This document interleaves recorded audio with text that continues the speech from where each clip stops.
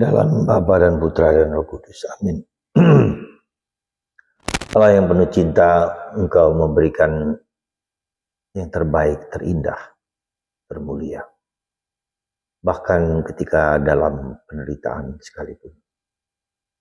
Ketika dalam dosa yang kita lihat bertumbuh dan berkembang di tengah-tengah kita. Di situ kasih-Mu melimpah. Bantu kami ya Bapa untuk menerima dan mengakui kelimpahan kasih-Mu itu. Terpujilah nama-Mu kini dan sepanjang segala masa. Amin.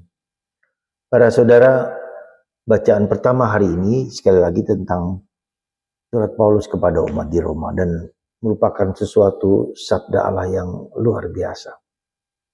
Karena di mana ada dosa besar, maka kasih karunia Allah lebih besar daripada dosa itu sendiri. Sulit sekali kita mengerti sabda Yesus lewat Paulus ini.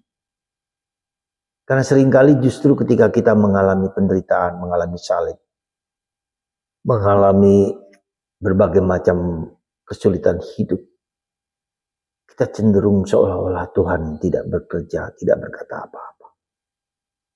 Seolah-olah Tuhan diam dan tidak membela kita.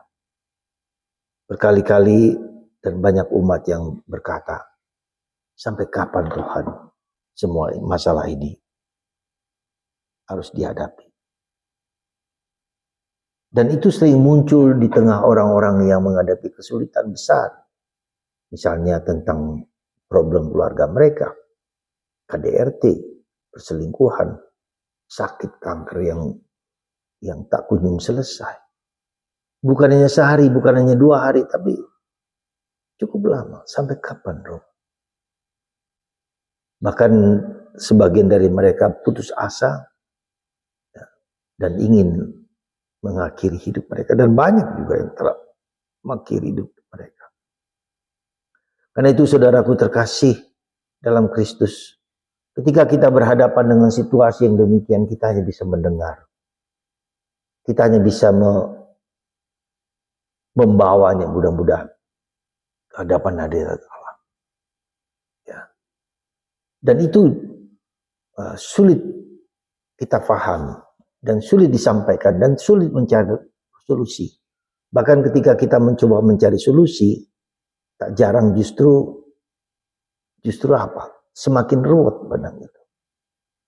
Kita bisa melihat dalam perjanjian dalam kitab suci yang juga bicara tentang keruwetan hidup manusia. Kita bisa melihat bagaimana Abraham yang sudah tua itu dan istrinya Sarah yang juga sudah tua itu dapat melahirkan seorang bayi di mana Tuhan berjanji untuk membuat keturunannya sebanyak pasir di laut, di pinggir pantai, atau di langit.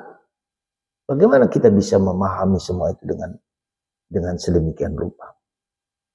Karena itulah maka saudaraku terkasih dalam Kristus, untuk menjawab semua itu, menurut saya kita hanya kembali kepada Tuhan. Kita serahkan segalanya kepada Tuhan. Dan bahayanya kalau kita mencoba menyelesaikan masalah itu, seolah-olah itu semua dapat terselesaikan. Belum tentu. Karena itulah maka saudaraku terkasih dalam Kristus. Selain kita serahkan kepada Tuhan, kita juga percaya bahwa Bunda Maria, Bunda kita, ya, itu sebagai pengurai segala masalah. Seperti benang ruwet. Ya, dari mana kita memulai seringkali juga sulit. Jadi seorang gadis kemarin, ya, mahasiswi yang berkata bahwa abangnya yang menikah dengan lain agama bertengkar dengan kakak sulungnya, pukul-pukulan.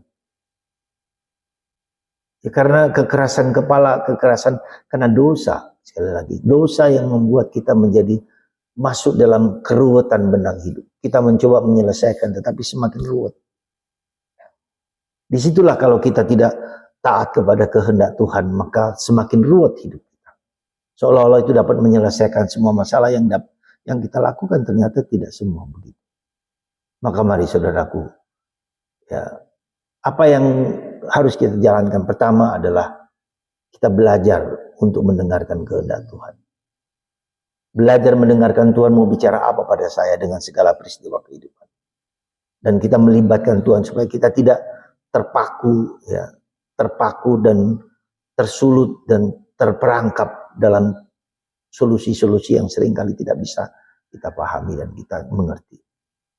Yang kedua adalah bahwa ketika kita sudah masuk dalam benang ruwet kehidupan, kita belajar untuk rendah hati, untuk sujud menyembah dan mempersembahkan segalanya kepada Tuhan.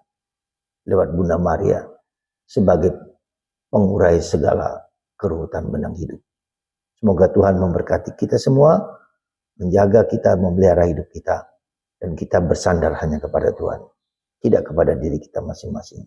Dan belajar untuk rendah hati dan rendah hati. Semoga Tuhan memberkati Anda semua. Bapa, Putra, dan Roh Kudus.